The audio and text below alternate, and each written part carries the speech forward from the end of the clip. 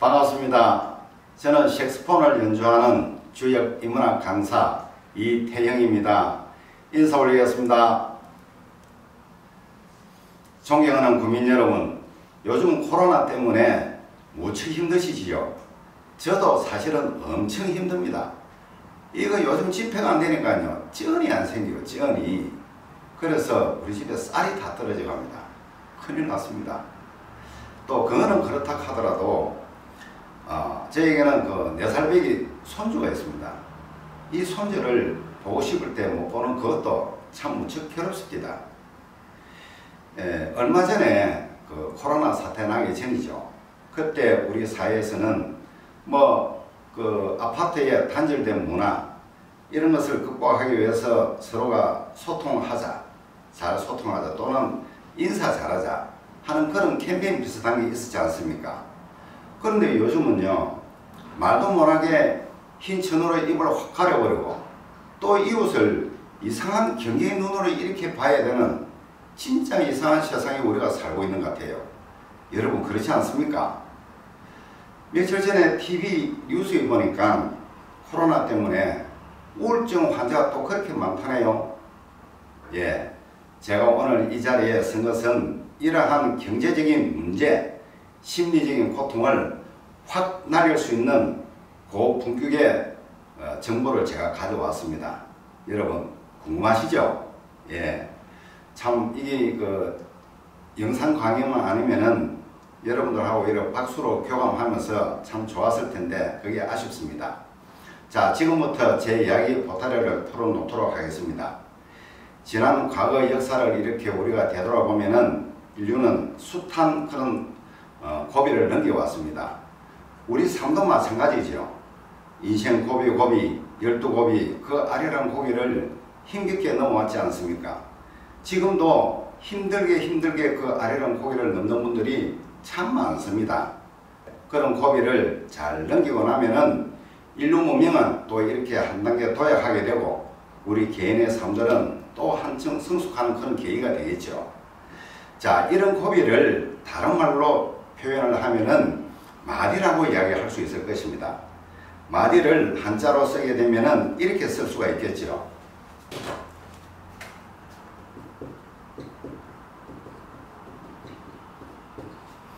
자, 이 글자는 여러분들이 잘 아시는 글입니다. 그죠? 마디절자죠. 그죠?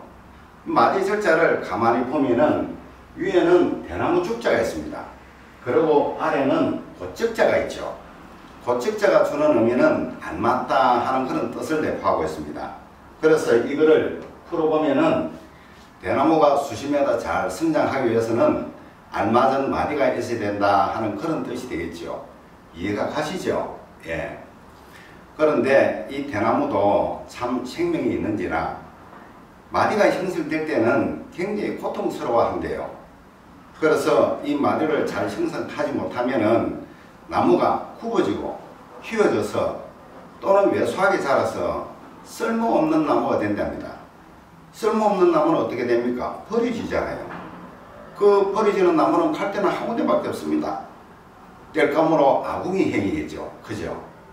우리 삶도 마찬가지입니다. 이런 고비에 이런 마디를 참 극복할 때 자기 성찰과 또 절제와 인내로 잘 이것을 극복하게 되면은 그 마디는 훌륭한 마디가 되어서 높이 성장하는데 참 큰 바탕이 되겠죠. 그렇지 않습니까? 주익에 보면은요, 여기에 딱 알맞는 괴가 있습니다. 그것을 수택절결합니다.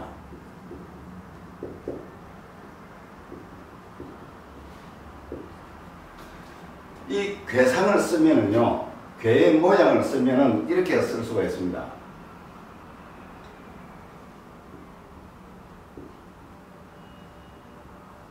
예, 여기 수, 택 이렇게 읽는 겁니다. 자, 여기는 수는 물을 의미하지 않습니까? 그죠?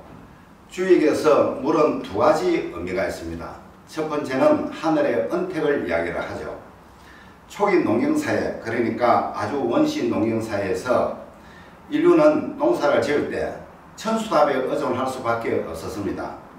하늘에서 봄비가 이렇게 적당히 내려주고 또 알맞은 햇빛과 이렇게 잘 조화가 되면은 밑에서 이렇게 땅 밑에서 싹이 나서 또 그 식물이 잘 자랄 수가 있겠죠. 그런데 비가 오지 않으면 어떻겠습니까? 비가 오지 않으면 농사를 못 짓습니다. 농사를 못 지으면 어떻게 됩니까? 굶어야 됩니다. 굶는 게 하루 이틀 굶고 맙니까? 1년을 굶어야 돼요.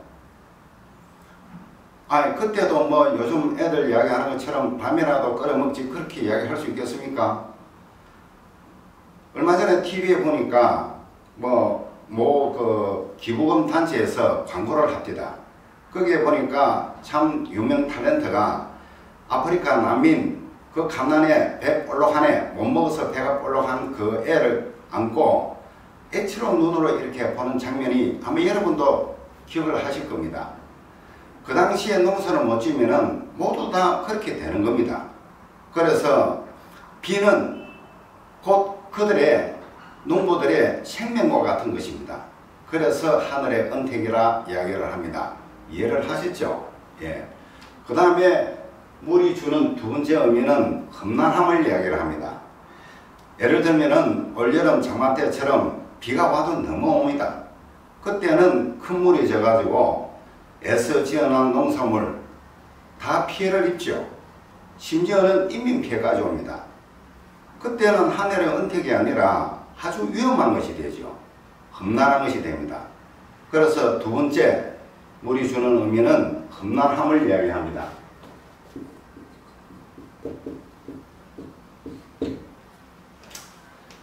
그 다음에 이제 그 주위에 보면은 요 택자가 있지 않습니까? 이 택자는 결론적으로 말씀을 드려서 기쁨을 의미합니다.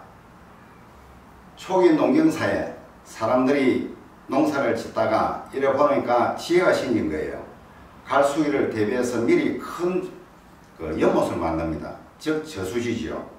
비가 올 때 그 저수지에 물을 담아놨다가 그 갈수기 때 이 물을 빼가 쓰면은 얼마나 요긴하겠습니까?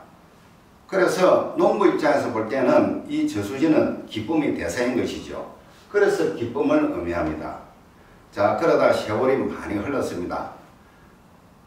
인구가 늘어나고 사회가 평창하다 보니까 이제는 계급사회로 인류가 진입하게 되는 것이죠. 이른바 봉건사회와 같은 것입니다. 봉건사회의 특징은 지배계급과 비지배계급으로 이렇게 나눠집니다. 비지배계급에 있던 사람들을 소인이라 그러고 또 지배계급에 있는 사람을 군자라 그러죠. 지배계급에 있는 사람들 군자의 역할은 밑에 있는 소인들을 잘 다스리고 나라 일을 이렇게 도모하는 것입니다. 자, 소인들의 역할은 뭐냐면은 생산을 담당하죠. 일반 백성입니다. 그런데 군자가 이런 사람들을 잘 다스리고 나라 일을 도모하려고 그러면은 필요한 것이 지식과 지혜일 것입니다. 그 많은 지식과 지혜는 어디서 구할 수 있었느냐? 이전부터 내려오던 그 성현들이 적어놓은 그 그 성현들의 말씀 속에서 그걸 찾을 수 있었다는 것입니다. 주역에서는 이 수택절을 어떻게 해설을 했느냐 이렇게 했습니다. 말씀 4 이슬유 험할험 시울 이자. 예. 이 말뜻은 말씀을 가지고 있으면은 험한 것도 쉽게 극복할 수 있다는 그런 뜻이죠. 말씀이라 하는 것은 성인들의 말씀이라 했지 않습니까? 요즘 이야기로 하면은 그 학자입니다. 학자들의 이야기를 우리가 새기고 있으면은 험한 것도 쉽게 넘어갈 수 있다 하는 그런 뜻이죠. 이 현대적으로 이야기하면은 독서하라는 것입니다. 책 읽으라는 것이죠. 책 속에 길이 있다는 이런 이야기는 여러분들이 많이 들었을 거 아닙니까? 그렇죠? 이렇게 제가 이야기를 하니까 어떤 분은 그래요. 아이 강사님 뭐 당연한 이야기를 하십니까? 그거 모르는 사람 누가 있습니까? 그거 알지만 우리가 시간도 없고 또 독서에 취미 없는 사람도 있지 않습니까? 그렇게 말씀을 하시더라고요. 맞습니다. 그런데 이 진리는 우리가 참이라고 이야기하는 것은 너무나 당연하기 때문에 우리가 쉽게 잊어버리고 또 쉽게 지나칠 수가 있습니다. 관가할 수 있다는 이야기죠. 그래서 우리 같은 사람들이 나서서 자꾸 이렇게 반복해서 말씀해 드리는 겁니다. 그리고 또 시간이 없으신 분은 제 강의를 들으시면 됩니다. 제 강의를 들으시면은 이런 구체적으로 책을 안 읽더라도 이렇게 살아가는 모든 순리를 끼칠 수가 있죠. 제 강의의 목표는 인간 내면에 깊이 내재되어 있는 아레테, 즉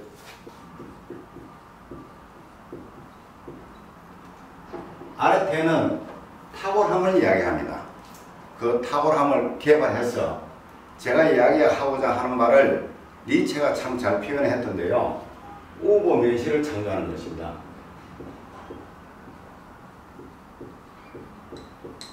우보면시라는 뜻은 극복하는 자라는 뜻이거든요. 이걸 갖다가 공자의 입을 빌리면은 극기복례입니다.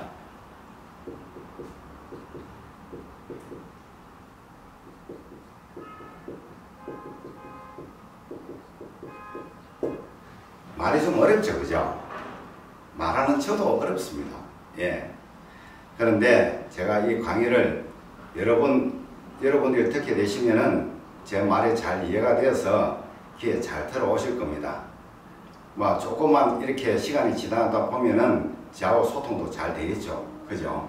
그래서 제가 이걸 이야기하기 위해서 제가 쓰는 것은 주역 인문학입니다. 어떤 분이 물어요. 주역 인문학이라는 게 대개 그런 커리큘럼이 있느냐? 없습니다. 제가 지어낸 겁니다. 그러면 주역은 주역이지 무슨 주역 인문학이냐? 주역에 대해서 많이 오해를 하고 계시는 분들이 있어요.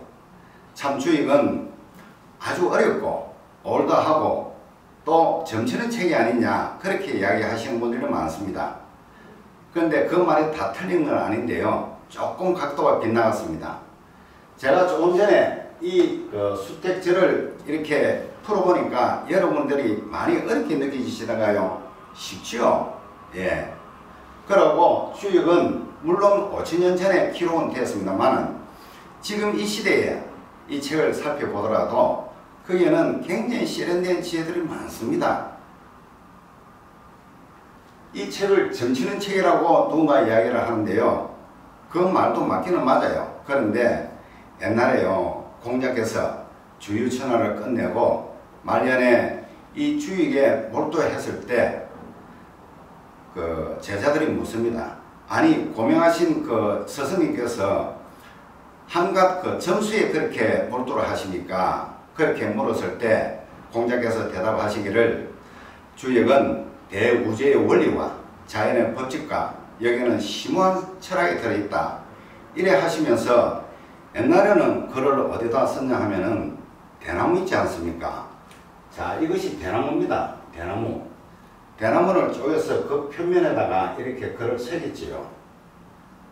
이것도 대나무거든요. 그래서 그 표면에 새겨가지고 가죽끈이 있지 않습니까? 가죽끈을 이렇게 묶었습니다. 이 글자가 무슨 글자입니까? 책자지 않습니까? 옛날에는 이것을 죽간이라고 했습니다. 공자께서 얼마나 이 주역을 열심히 공부하고 또 연구를 하셨던지 이 가죽끈이 닳고 닳아서 3번이나 교체할 정도로 그래 열심히 하셨다는 것입니다. 만약에 저에게 기회가 주어진다면은 제가 조금 시각을 높여서 말씀드리겠습니다. 서양의 역사의 시조인 헤로도토스와 동양의 역사가인 사마천의 그 음성을 제 이 주역에 그 멜로디를 실어서 이 색소폰을 반주 삼아 제가 노래를 불러드리도록 하겠습니다. 이상입니다. 감사합니다.